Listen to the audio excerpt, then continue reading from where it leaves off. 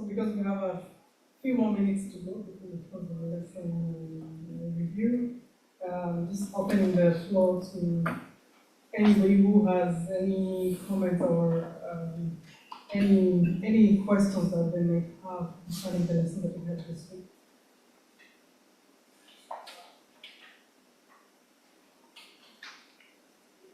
Anything that stood out for you, maybe, that you want to share? As the teacher's comments stated that Paul had a dream team, those who were with him in the ministry, so that they could work together and the message come out. And you see, even in the dream team, there was one who was forsaken, or one who fell off. And it is just what we are saying today, because in ministry there are many who come in and they are doing the work and then they fall off. But in spite of that, the work continued. And especially with John Mark, who was a young man. And sometimes we tend to get down on the young people. But when in your youthful days, it's a different thinking from when you're mature. And we see that at the end, John Mark was one of his faithful followers and helpers in the ministry. So if he had, in fact, if his uncle didn't take him and groom him into the ministry, he might have not been one that followed the gospel, took the gospel. But because he had someone to encourage him, and it's a lesson for us that when we see, especially young people, that they be a little off the way, not to discourage them or criticize them, but remember that we were young too, and we made mistakes, but we see that they can become stalwarts for Christ. Yeah. Shows the forgiving nature that we're supposed to have that first. That's right. Instead of being judgmental towards God. We all matter is what I discovered also in the lesson. When he mentioned his fellow prisoner, and he saw that each person he mentioned, Paul mentioned, had a role to play in the dissemination of the gospel. Any other comments or questions? We also make clear that we are not to give thanks for everything, but in everything. Give thanks. My understanding, though, is that we have to be thankful to God for what He has done for us, no matter what happens. And it is suggested that this is the kind of life God expects from those who know Jesus Christ. And also pray in ministry. We have to pray for our ministers, pray for those who are working. Even though we may not be doing some work, we have to pray for those who are in places where they are taking the message and they're needing our prayers, because some of them are being persecuted, and even sometimes when I do my prayer, I pray for people who are in areas where they have left, the people who have left their life, their comfortable life, and have gone to these different areas to take the message to those who have not been here, to pray for all. Yeah. And I think in addition to that also, he also mentioned the fact that we should be praying for our church leadership as well. Yes. And instead of, sometimes just criticizing, we should be praying for them. And how about the lessons on outreach? I found that also interesting. He mentioned about the personal visits that we go to outreach to people. Not necessarily to already take the word, but sometimes somebody is feeling unwell, they have a specific need. And us being present can be a way to outreach. We are so fortunate today. Remember COVID, when most of us were housebound? We were still sending messages to people who were, we still can talk to them on the phone or by whatever means God gives us, no matter how far away they are. Yeah, and I think also, as you mentioned, the pandemic, what happened also is that we realized that we can reach way far people through, media that we have, but it's the Zoom that reach people. Yes. So we have even more tools for outreach to give them before. And March talked about the pandemic. I remember the ice storm that we had in the 1990, and when there was no power, the hydro had gone, and it was a time when I thought of it as when we are going through the time of trouble and what to run, because what we were doing is we would call members, and when we call, we'll hear from them, and sometimes we call and we don't hear from them, and we say, oh my goodness. It means because we had no power and people were just going to different homes, and we accommodated quite a few homes. But it made me remember when we called them and we didn't hear, we wondered what happened. We were so concerned about how people were, because they didn't have the hydro, no heat, so we were just looking around to see if we can find the members and help them. So we had to. And just to jog our minds a little bit, what did you understand by living in this world but not of it? The snapshot. Because I think that is also one of the main highlights of the message. We always say it, but what does it mean to us? It means that we're not supposed to be doing what the others are doing. We're supposed to be living Christ-like, or our character is supposed to reflect that of Christ. We're not supposed to be, because the world is doing other things. They're, going to parties, they're watching shows, they're playing games, they're doing all kind of things, drinking, smoking, etc. This is not what we're supposed to be doing. Our character is not supposed to reflect theirs. Ours is to reflect Christ, so that they can, they can see Christ in us, that we're different. And I think in that line also, I think it's also important to recognize that sometimes if we're doing wrong, we should not justify it. Exactly. We should actually face it that, Yes. this is what God requires of us. Yeah. And there's no excuse for not doing it. Mm-hmm. There's one thing not to do it, there's another thing giving a message to it. Because sometimes you say, it's not about what this happened. And you're trying to justify, but you know that's not what it's supposed to be. So I just wanted to bring that out. Any final thoughts? Any comments, additions? There's another question that called that one, the same thing about the On the Wednesday party? Oh, I think it was at the end. I think that was the one that the question that talked about something similar to what you have asked there. And the word, how does the word, what are the various ways that we as a church, as a whole, and as individual believers are impacted by the culture, world, and world around us? How can we be protected against the negative influences of the world, which have always been a problem for God's people in every age? It's a good question. we will impact us in some way. We live in it. And our children go to school with other children who are not in the school. But it shouldn't impact us from foreign ties in that sense. It impacts us, but we still have to not allow it to impact us To change us. to change us. Because we're supposed to be grounded. I remember Yes, the right. words that Pastor King was talking about on Tuesday.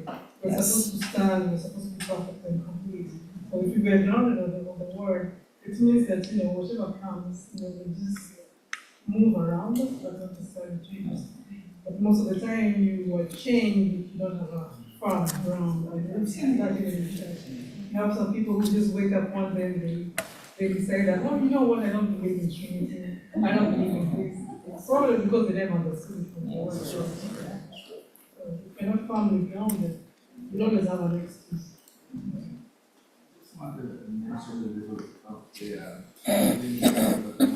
of the word. It means maintaining spiritual separation from worldly principles, selfishness, and sinful habits where actively engaging in mission to serve others. It says here Christians are to be in the world as saving power, Yes. unspotted from its corruption, yet compassionate, loving, admiring Christ's character.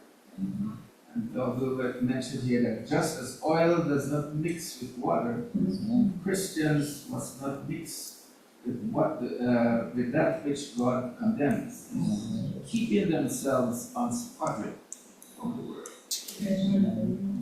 And that goes to the environment we Yes. expose ourselves Yes. to. Yes. If we know that, Yes.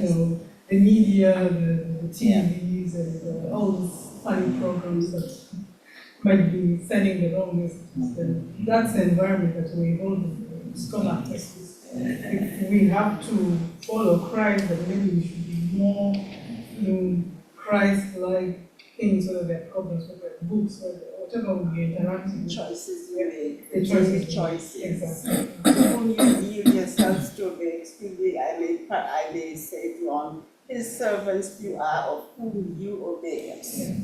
So, who you stick with, the friends you choose, and as you say, the places you choose to go to. It will reflect it. It has to be one or the other. You can't be in the river and the bank at the same time. You have to make a choice. I think if we don't have anything much But to one point. But then how do we have to be away from the world, but yet, like enough, still in the word to tell them about Christ, to share about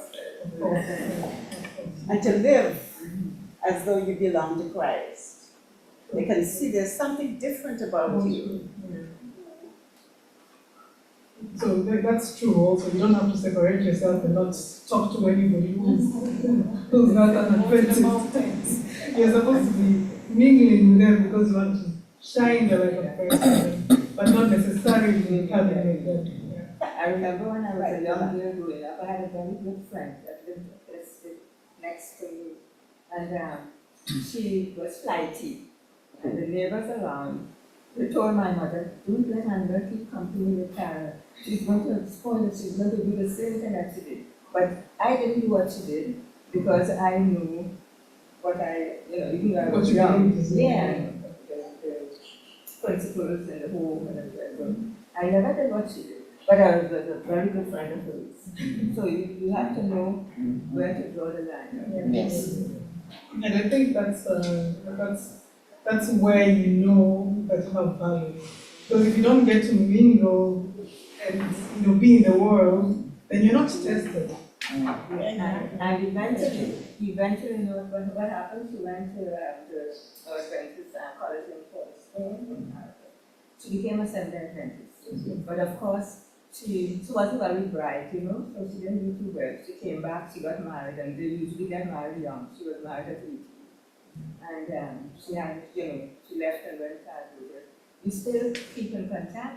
She called me the other day, and she said to me, I think I mentioned it here, little girl, and I used to come by your home. There was a book that I saw, and it was Steps to Christ. And she asked me, she would like to get the book and read it. So you see, sometimes for years, she's an old person now, but she still remembered it. Say God's time is Amen. I think we'll wrap it up because we have a long program today. So we'll just close up with a word of prayer, then move to the next segment of our service. Father Heaven, thank you so much for allowing us to review your word this morning. We ask you that you put these words in our hearts and that they may be changing force us into our characters, Father, so that we can be more like you day by day. We ask you that you be with us for the rest of the service as well. Bless us, guide us in Jesus' name, I pray. Amen. Amen.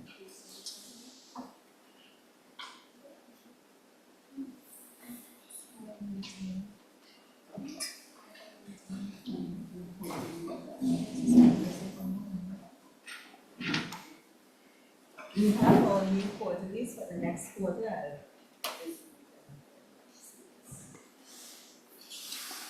Okay, prepare ourselves.